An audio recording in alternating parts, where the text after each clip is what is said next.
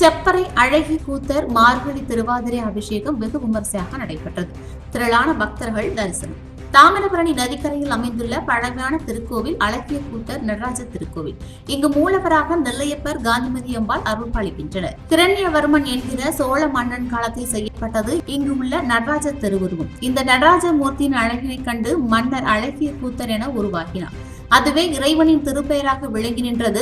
ஆடல் வல்லனாகிய செப்பறை நடராஜருக்கு மார்கழி திருவாதிரை திருமஞ்சனம் நண்பகலில் சிறப்பாக நடைபெற்றது. முன்னதாக சங்கு மற்றும் கலசங்கள் கொண்டு பூஜைகள் நடைபெற்றது. தொடர்ந்து சபை நடுவில் எழுந்தருளிய நடராஜருக்கும் சிவகாமி அம்பாளுக்கும் மாப்பொடி, மஞ்சள் பொடி, வாசனை பொடி, பால், தயிர், தேன், பஞ்சாமிர்தம், அன்னம், இளநீர், விபூதி, சந்தனம் போன்ற 16 வகையான பொருட்கள் சிறப்பாக நடைபெற்றது. நிறைவாக சங்க அபிஷேகமும் அதனைத் தொடர்ந்து மகா அபிஷேகமும் நடைபெற்றது. பின்னர் நடராஜர் சிவகாமி அம்பாளை கற்ப கிரகத்தில் எழுந்தருள செய்து சிறப்பு அலங்காரம் நடைபெற்றது. தொடர்ந்து அர்ச்சனை நடைபெற்று நட்சத்திர ஆரத்தி, கோபுர ஆரத்தி, சோடசோபசரங்கள் நடைபெற்றன.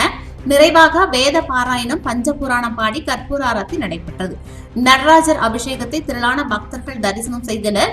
பக்தர்களுக்கு பிரசாதமாக அன்னதானம், பஞ்சாமிர்தம் வழங்கப்பட்டது.